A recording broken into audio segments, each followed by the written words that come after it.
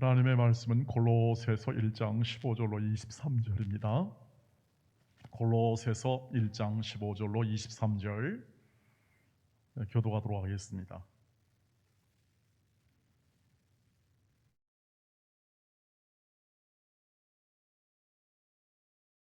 골로새서 1장 15절로 23절입니다. 그는 보이지 아니하는 하나님의 형상이시요 모든 피조물보다 먼저 나신 이시니 만물이 그에게서 창조되되 하늘과 땅에서 보이는 것들과 보이지 않는 것들과 혹은 왕권들이나 주권들이나 통치자들이나 권세들이나 만물이 다 그로 말미암고 그를 위하여 창조되었고 또한 그가 만물보다 먼저 계시고 만물이 그 안에서 함께 섰느니라. 은 몸인 그의 머리시라. 그가 근본이시요 죽은 자들 가운데서 먼저 나신 이시니 이는 친히 만물의 으뜸이 되려 하심이요 아버지께서는 모든 충만으로 예수 안에 거하게 하시고 그의 십자가의 피로 화평을 이루사 만물 곧 땅에 있는 것들이나 하늘에 있는 것들이 그로 말미암아 자기와 화목하게 되기를 기뻐하심이라. 전에 악한 행실로 멀리 떠나 마음으로 원수가 되었던 너희를 이제는 그의 육체의 죽음으로 말미암아 화목하게 하사 너희를 거룩하게 하고 시 없는 자로 그 앞에 세우고자 하셨으니 갇혔습니다. 만일 너희가 믿음에 거하고 터 위에 굳게 서서 너희 들은 바 복음의 소망에서 흔들리지 아니하면 그리하리라. 이 복음은 천하 만민에게 전파된 바요 나 바울은 이 복음의 일꾼이 되었노라. 아멘. 할렐루야. 네, 오늘도 이 하루 동안에 우리의 모든 각처에서 이렇게 열심히 각각 맡은 일, 또 사역 모든 부분에서 각각 받은 바 허락한 모든 삶의 환경에서 오늘도 승리하신 줄 믿습니다. 그 이유는 여기 앉아 계시면 승리하는 겁니다. 살아낸 거죠. 살아내서 우리의 삶을 오늘도 오늘이라 일컫는 이 하루의 구원의 분량을 사신 것이고 또 그것은 하나님 앞에 사신 것이며 그것을 통해서 우리의 구원이 점점 깊어지고 또 확대되는 것을 우리가 확인할 수 있습니다. 왜냐하면 오늘 말씀처럼 하나님은 우리를 흠도 없고 점도 없이 거룩한 자녀로 하나님 앞에 세우는 게 하나님의 뜻이고 그것이 하나님의 지금 일하시는 내용입니다. 하나님이 우리를 위해서 일하실 때 우리를 하나님의 거룩한 자녀로 하나님 앞에 세우고자 하는 것이죠. 하나님이 하나님 앞에 세운다는 거니까 하나님이 주도적으로 일하시고 그리고 그 뜻을 반드시 이룰 것입니다. 그러나 우리가 지금 현실 맞이하는 이 현실을 이런 표현을 쓰죠. 교회는 이 땅에 지금 소망이 되는가? 교회가 정말 소망이 되는가? 이렇게 말을 할 때 이 현실은 만만치 않습니다. 특별히 이번 코로나19 통해서 교회에서 감염이 되면서 이렇게 이제 화면에 이렇게 좀 비과학적인 방법으로 몸 방역을 한다 해가지고 오히려 감염을 확산시켰던 그런 일도 있잖아요. 뭐 그런 실수도 해서 감염의 내용이 알려지게 되면서 이 교회가 좀 비과학적인 거 아니냐? 뭐 이런 인식도 이렇게 약간 흘리게 된 것 같고 그리고 워낙 교회 수가 많다 보니까 이렇게 지방이라든지 혹은 또는 이런 것들 조금 더 자유스러운 교회가 이렇게 감염되어서 확진이 나오는 케이스도 있고 해서 계속해서 이렇게 감염의 어떤 근거지가 교회가 꼭 나오게 되는 것을 보면서 야, 이거 사회적으로 굉장히 이렇게 인식이 안 좋겠다 이렇게 생각을 아마 참 저기 그분을 할 것이라고 생각을 합니다. 과학의 힘이라든지 그리고 또 지금은 이 모든 지식이 우리나라도 이 지식이 굉장히 전문화되어서 웬만한 것은 뭐 세계적인 수준이잖아요. 그러니까 금방금방 알려지게 되고 하기 때문에 우리 교회가 지금까지 가지고 왔던 어떤 이미지나 그리고 또 어떤 보여왔던 내용들이 실제 사회에서 충분히 신뢰감 있게 하지 못하는 부분도 있는 것도 사실입니다. 그래서 우리의 믿음도 더군다나 우리의 믿음도 그런 상황 속에서 우리의 믿음이라는 것이 과연 어느 정도 효과, 힘, 그리고 영향력이 있겠는가에 대해서 의심하실 수도 있겠다. 그런 의심이 있을 수도 있겠다는 생각을 하게 됩니다.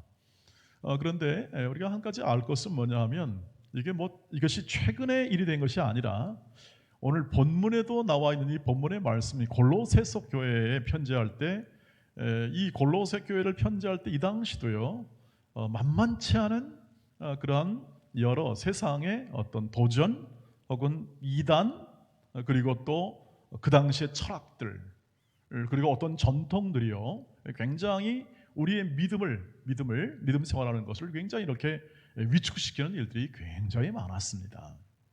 못지않게 그 당시에도 나와 있는데 이 두 가지 정도로 이 전체 이 골로새서 안에서는 이 그때 상황을 얘기해 줍니다. 하나는 뭐냐면 유대적 전통에 대해요. 유대적 전통. 왜냐하면 이 하나님을 믿고 하나님이 보내신 자가 예수 그리스도시고 구원자이기 때문에 그 하나님을 믿는 유대인들의 전통이 있었죠. 절기라든지 즉 우리 유월절 절기 있지 않습니까? 이런 절기처럼 어떤 절기라든지 또 음식 예법 이런 것들 그리고 할례라는 것 이런 거. 바울은 아주 굉장히 이 할례 문제 때문에 굉장히 이 사역 속에서 이 문제를 많이 고심도 하고 유대 율법주의자나 전통자들한테 굉장한 공격도 많이 당했던 것 아니겠습니까? 이런 유대적 전통의 어떤 이 성도의 믿음을 위축시키는 일도 있었고 두 번째로는 영주의주의라고 그래가지고 이런 내용입니다. 즉 영적인 것은 굉장히 신령한 것이고 육신, 몸 이런 것은 물질이라 이것은 썩어 없어질 것이니까 하찮은 것이다 라는 기반 그런 생각에 기반을 둬가지고 이런 신비한 방법으로 어떤 신적 존재라든지 또 신비주의를 추구해서 좀 더 뛰어난 어떤 그런 가르침이나 신앙적 내용을 설파했던 그룹들이 있었습니다. 이런 것들이 또 교회에 들어와서 말이죠. 뭐라고 하냐면 좀 이렇게 장시간 동안 금욕하는 것이 신비한 방법이 좋은 방법이고 또 그런 금욕하는 것이 또한 바른 신앙이며 그런 것이 능력 있는 신앙이다. 이렇게 얘기를 하는 사람들이 있게 되었습니다. 그리고 진짜 지혜로운 게 있다. 진짜 교회에서 가르치지 않는 진짜 지혜로운 어떤 철학이나 그 다음에 이런 거 있습니다. 천사 숭배 같은 거, 천사 있잖아요. 신비한 천사 숭배 정도, 그러니까 하지만 천사 정도는 접촉해야 진짜 신앙 아니냐 하는 그런 가르침도 있게 된 것이죠. 이것을 일컬어 지혜라든지 천사 숭배라든지 금욕이라든지 이런 부분을 이렇게 집중적으로 가르쳐서 그것을 통해서 신비한 영역의 믿음을 추구했던 것이 바로 영지주의자들의 방법이었습니다. 근데 이제 예수를 믿지만 그렇게 도달하지 못했던 예수 믿는 사람들이 성도들이 혼란을 겪을 수밖에 없죠. 정말 그런가? 천사 이렇게 생각하거나 혹은 또는 아주 금식을 허해 가지고 그런 것을 금욕주의를 이렇게 조금 더 훈련한 사람이 말하는 게 진리인 것 같고 옳은 말인 것 같은 그러한 생각이 들 수 있겠습니다. 그렇지 않겠습니까? 지금도 40일 금식기도 한 분들을 저도 제 주위에도 있고 또 봤는데 지금은 거의 안 하잖아요. 왜냐하면 그것이 굉장히 그 생명을 위협하는 일이었는데 그것은 논쟁도 있었습니다. 과연 생명을 가지고 금식하는 게 바른 것인가에 대한 논쟁도 있었는데 물론 우리가 이런 어떤 금식이나 혹은 절제하는 것을 진짜 믿음으로 하는 것은 굉장히 유용한 것이고 장려할 만한 것이고 좋은 것입니다. 그런데 그것이 절대된 것이 되어서 이거 안 하면 신앙인 아니다 이렇게 버리면 그것은 곧 금욕주의가 되어서 문제를 일으키는 경우가 되는 것이죠. 그러니까 성도들의 마음 가운데 헷갈릴 수 있습니다. 보이지 않는 하나님을 믿고 예수님을 믿는데 정말 그런 신비한 어떤 영역 속에서 들어가야 진짜 신앙이 아닌가 하는 그런 생각을 갖게 되는 거죠. 그래서 이것을 일컬어 혼합주의라고 합니다. 혼합주의. 지금 유대족 전통이나 혹은 또는 이렇게 지혜나 금욕주의처럼 어떤 신비한 영역을 추구해서 그렇게 하는 영역을 이렇게 짬뽕해서 예수를 믿는다 그래서 혼합주의적 신관 이렇게 표현하기도 합니다. 그런데 이런 것들, 다시 말하면 이렇게 다양한 세상이라든지 혹은 개인의 체험을 통해서 혹은 지혜를 통해서 신앙의 길로 더 가고 하나님께 더 나아갈 수 있다고 생각하는 이런 가르침들이 교회에 들어오니까 정말 그런 거냐? 그러면 우리가 믿는 예수는 뭐냐에 대해서 이제 의심이 들 수 있고 또 생각이 점차 그 예수 믿는 신앙이 위축될 수 있기 때문이죠. 그래서 바울은 오늘 그런 상황 속에서 이것을 구체적으로 반박하기보다 가장 중요한 그 모든 것을 꿰뚫는 하나의 진리로 들어가게 됩니다. 그것이 뭐냐면 예수 그리스도만으로 충분하다 할 정도로 예수의 탁월성, 예수라는 존재와 예수는 어떤 분인가에 대한 그런 아주 구체적인 진리를 이렇게 전함을 통해서 이 모든 것들을 다 포함하여 가장 뛰어나고 탁월하시고 만물의 으뜸된 존재로 예수를 소개하여 그 어떤 것도 이 지금 우리가 말하는 이 혼합주의에 있는 그 어떤 것도 필적할 만한 것이 없는 탁월하신 예수를 소개함으로 이 모든 것을 잠재우는 그러한 말씀을 우리에게 허락해 줍니다. 그래서 예수 그리스도가 어떤 분이냐, 지금 많은 말들을 많이 하고 또 이 예수께서 세우신 교회에 대하여 많은 도전이 있겠지만 그러나 이 예수를 통하여 이 탁월하신 예수를 통하여 그 모든 것들은 전부 다 파해질 것이다. 전부 다 제압될 것이다. 이렇게 바울은 얘기를 합니다. 그것을 이렇게 얘기하죠. 우선 그리스도가 어떤 분이시냐에 대해서 1장 15절에서 이렇게 얘기를 합니다.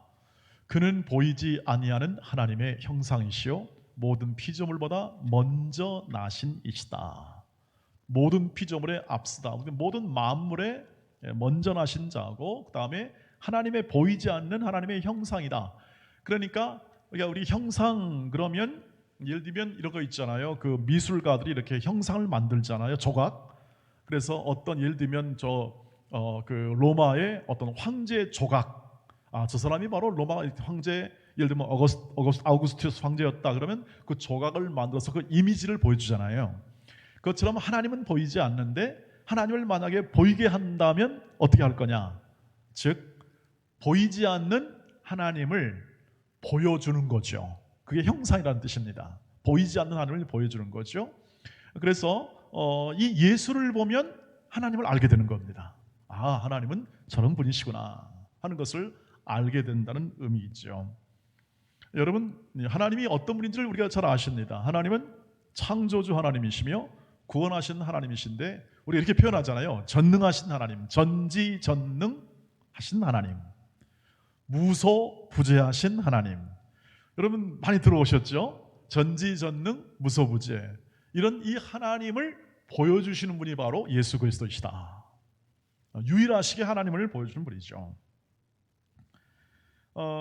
탁월성에 대해서는 16절에서 그러면 한번 또 보겠습니다. 그 탁월 만물이 그에게서 창조되되 같이 읽겠습니다. 만물이 그에게서 창조되되 하늘과 땅에서 보이는 것들과 보이지 않는 것들과 혹은 왕권들이나 주권들이나 통치자들이나 권세들이나 만물이 다 그로 말미암고 그를 위하여 창조되었다고 합니다. 여러분 이 말씀을 이렇게 잘 보시면 만물이 그를 위하여 창조된 겁니다.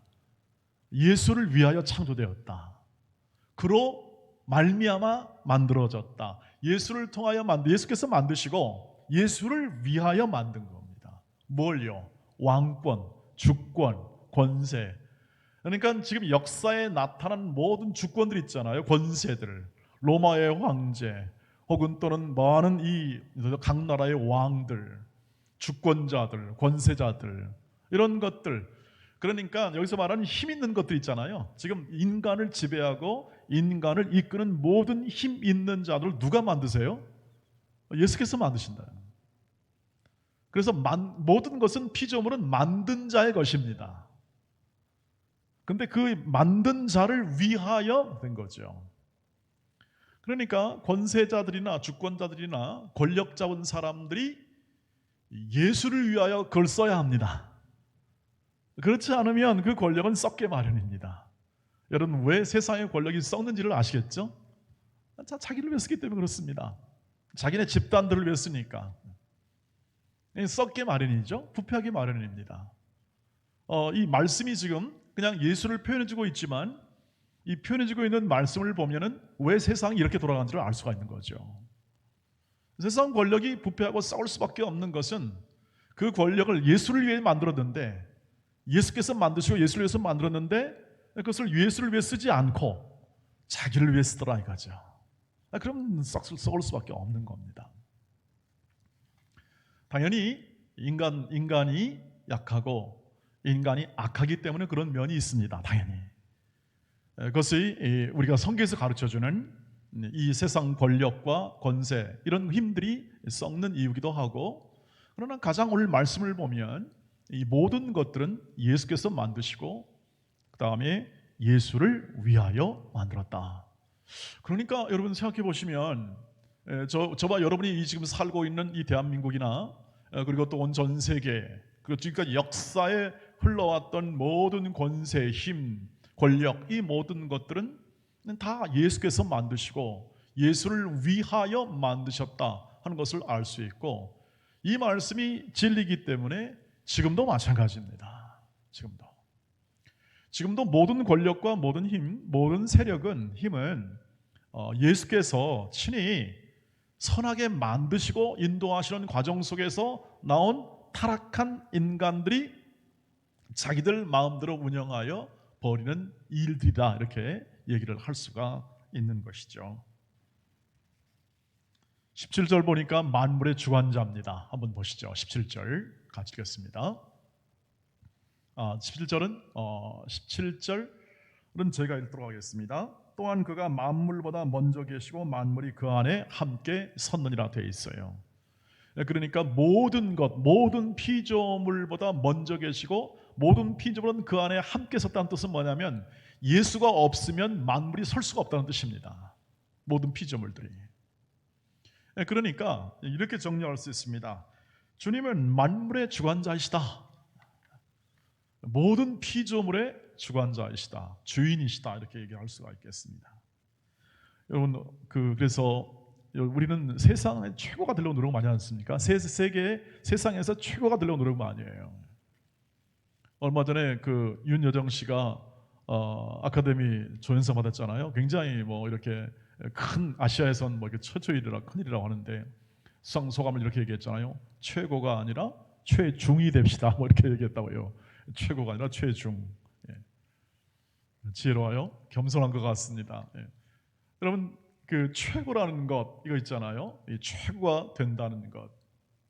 이것은 결국 뭡니까? 진정한 최고가 누군지를 모르면 그렇게 나올 수밖에 없습니다.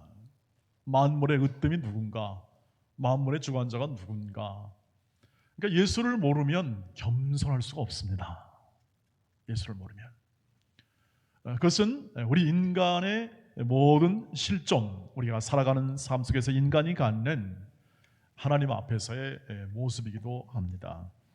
그러나 정말 부족할지라도 예수를 아는 사람들은 겸손한 사람들입니다. 예수를 안다는 것은.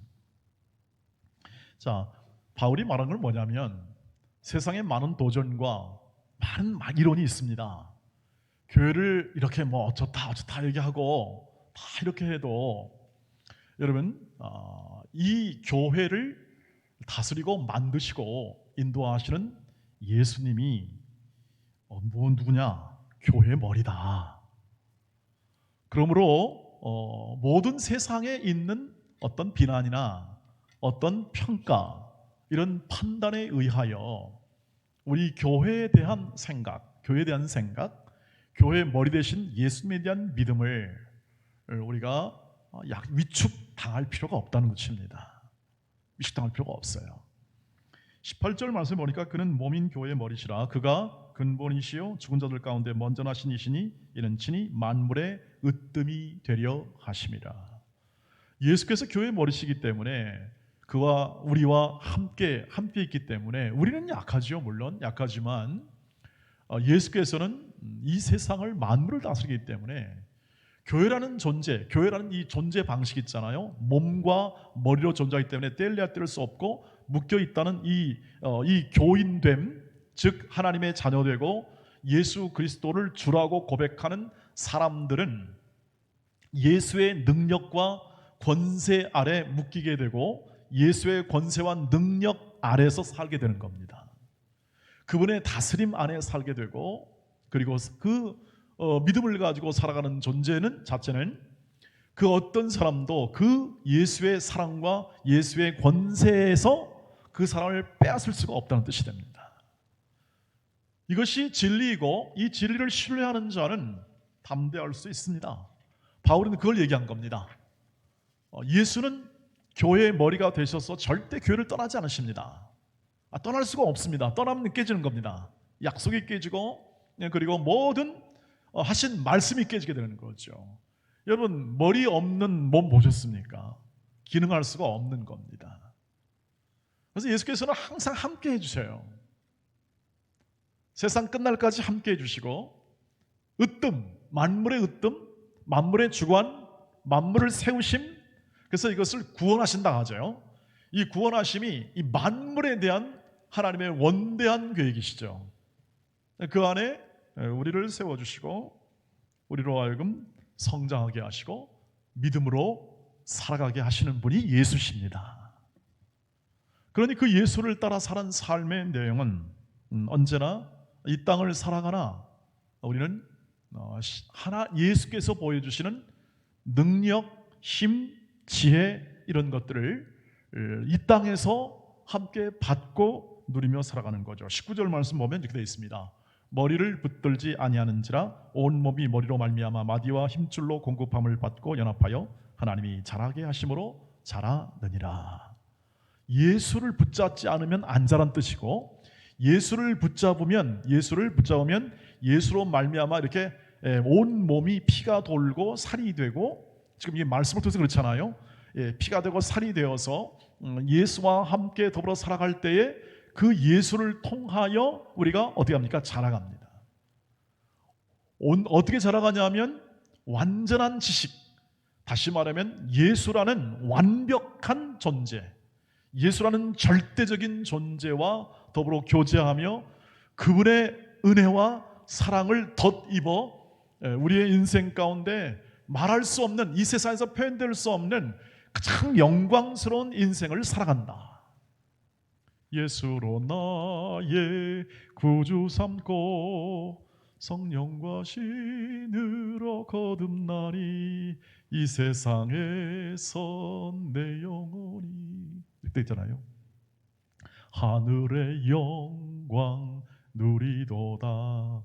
여러분, 요즘에 이 찬송의 그 맛이요, 저는 개인적으로는 이 은혜 생활을 이 찬송의 맛 때문에 굉장히 가슴 벅차게 돼 있는데, 우리 믿음의 선지들이 이렇게 다 고백했던 내용이잖아요. 고백했던 내용들. 그것이 이제 곡조를 붙여서 노래로 한 게 그 기도였고 그들의 신앙 고백이었잖아요. 이 세상에서 하늘의 영광을 누리는 거죠. 누리시기를 주의 이름으로 축복합니다. 어떻게 하면? 예수만으로 충분하면 됩니다. 예수만으로. 그래서 여러분, 하나님이 예수를 통하여 우리를 구원하시고 예수를 통하여 하시는 일을 믿습니까? 우리가 믿는 그 믿음이 다른 지금 우리가 현재 가지고 있는 여러 조건과 환경이나 세상에 방대한 학문들 있죠. 학문들, 이런 학문이라든지, 그러니까 우리가 조금 못 배우면 많이 배운 사람한테 우리 위축되잖아요. 그렇지 않다라는 거죠. 참된 으뜸이요, 참된 진리요, 참된 지식이요, 참된 사랑이 누구에게 있냐? 예수에게 있다. 그러니 예수를 알면 그 어떤 이 세상의 참된 지식과 참된 사랑, 그리고 참된 삶에 대해서 깨우치게 된다는 거죠. 그걸 어떻게 표현하느냐? 하늘의 영광을 누린다, 이렇게 표현합니다. 기가 막힌 감사와 기쁨이 흘러나오는 생애 있지 않습니까? 여러분도 그것이 지나간 시절에 있었을 것 같습니다. 물불 안 가리고 하나님을 찬양하며 함께 하나님만 생각하면 좋고 교회만 생각하면 좋았던 것, 여러분 그런 시절이 있었을 것 같습니다. 뭐 저에게도 있었고, 그래서 그걸 회복하게 해달라는 기도도 하죠. 그래서 우리가 살아가는 삶 속에서 이 탁월하시고 가장 뛰어나신 예수 그리스도, 어떤 선생이나 어떤 지식이나 어떤 내용이나 어떤 과학적 진리로도, 과학적 사실로도 이 예수를 당할 수가 없습니다. 믿습니까? 그분으로 충분하다는 겁니다. 그래서 바울이 그렇게 말했습니다. 내가 지금까지 배워왔던 모든 이 학문적 지식은 내가 쓰레기처럼 버렸다, 이렇게 합니다. 비교해 보니까 물론 중요하죠. 인간끼리는 중요합니다. 그런데 예수께서 가지신 지식과 그 내용과 그 능력을 보면 세상의 학문이라는 건 초등학문에 불과하다는 것을 알고 있습니다. 여러분, 그래서 자신감을 가지세요. 여러분이 지금 배우고 있는 이 말씀, 이 진리가 이 세상의 그 어떤 환경과 그 어떤 조건 하에서도 진리이며, 여러분이 가지신 그 믿음이라는 것은 여러분은 작으나 여러분의 작은 믿음이나 크신 주님을 믿는 그 믿음은 결코 작지 않다는 것이죠. 우리는 자꾸 어디를 봅니까? 세상 문제나 세상의 환경을 보고 어떻게 하면 위축되거나 아니면 내가 별거 아니구나 하는 그런 판단을 할 수가 있습니다. 나는 내가 많이 못 배우고, 예를 들면 내가 막 높은 자리에 못 올라갔으니까 세상에서 내가 별로 할 말이 없다, 그런 생각을 하실 수도 있지만 성경은 그렇게 말하지 않는다는 뜻입니다. 우리의 믿음은 작지 않다는 것이죠. 우리는 작으나 주님이 크시기 때문에 우리는 그분과 하나라는 것이죠. 그분과 하나가 되어서 그분과 함께 살아가는 것이죠. 그래서 우리는 작으나 우리의 작은 믿음으로 생각하지 않고 크신 주님이 함께할 때 우리는 그분으로 충분하고 그분이 가진 지식, 그분이 가지신 은혜, 영광을 따라 사는 인생은 결코 작지 않다. 그래서 고린도후서 6장 8절 10절입니다. 같이 읽고 마치도록 하겠습니다. 같이 읽겠습니다. 고린도후서 6장 8절 10절입니다. 시작. 영광과 욕됨으로 그러했으며 악한 이름과 아름다운 이름으로 그러했느니라. 우리는 속이는 자 같으나 참되고 무명한 자 같으나 유명한 자요, 죽은 자 같으나 보라 우리가 살아있고, 징계를 받는 자 같으나 죽임을 당하지 아니하고, 근심하는 자 같으나 항상 기뻐하고, 가난한 자 같으나 많은 사람을 부유하게 하고, 아무것도 없는 자 같으나 모든 것을 가진 자입니다. 아멘. 여러분이 모든 것을 가졌어요. 그래서 기뻐할 수 있습니다. 그래서 충분하는 겁니다. 예수 한 분으로. 그러니까 천사 숭배나 금욕주의나 모든 지혜나 혹은 신비로우나 이런 모든 것들은 부차적인 겁니다.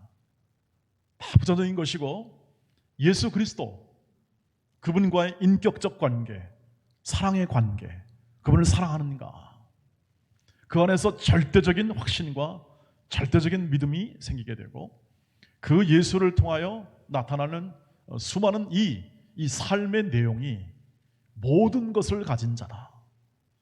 이 땅에서는 아무것도 아닌 것 같은데, 작은 것 같은데, 하나님 보시기에는 너무나 영광스러운 인생을 살아가는 그 삶을 우리가 부여받고 살고 있다 하는 것이죠. 그런데 여러분, 이 세상에서 오고는 모든 어떤 우리를 위축해 하는 것들, 비판, 판단 있습니다. 우리는 더 잘하도록 고치기도 하고 수용하기도 할 겁니다. 그러나 우리가 믿고 있고 행해왔던 모든 것들 속에서 오직 예수밖에 없다. 오직 예수를 믿음으로 우리가 행하는 모든 것들이, 그 믿음으로 행하는 것들이 더 빛이요 소금이 될 것이다. 그리고 그 삶에 대해서 후회하지 않고 낭망하지 않고 그 삶을 힘있게 살아가시길 주의 이름으로 축복합니다. 그 사람은 어떤 삶이냐? 온유하고 겸손하고 사랑하고 용서하고 관용하고 서로 돕고 주 안에서 평강하고 그리고 감사하는 삶입니다. 그 삶을 힘있게 살아가시기를 주의 이름으로 축복합니다. 열매 맺고 그리고 감사하며 하나님을 날마다 찬양하는 아름다운 삶의 내용이 오직 탁월하신 주 예수 그리스도를 온전히 신뢰하고 그분만으로 충분한 인생 속에서 아름답게 꽃피게 될 줄 믿습니다. 우리 함께 기도하며 나가도록 하겠습니다. 오늘 기도 제목은 이와 같습니다. 우리 교회의 모든 성도들과 각 가정이 날마다 회복의 은혜를 경험하게 하시고 오직 주님의 말씀에 다스림에 순종하는 것으로 만족하고 충분한 신앙생활로 우리를 이끌어 주시고 환우들과 약한 이들에게 치유와 긍휼의 은혜를 주시옵소서. 여기 우리 박기현 집사님이 5월 13일 암 수술 예정에 있습니다. 위에서 특별히 기도해 주시고 또 다른 여러 우리 지체들 위해서도 함께 기도해 주시기를 바라겠습니다. 우리 다 같이 기도의 자리로 나가도록 하겠습니다. 자비로우신 아버지 하나님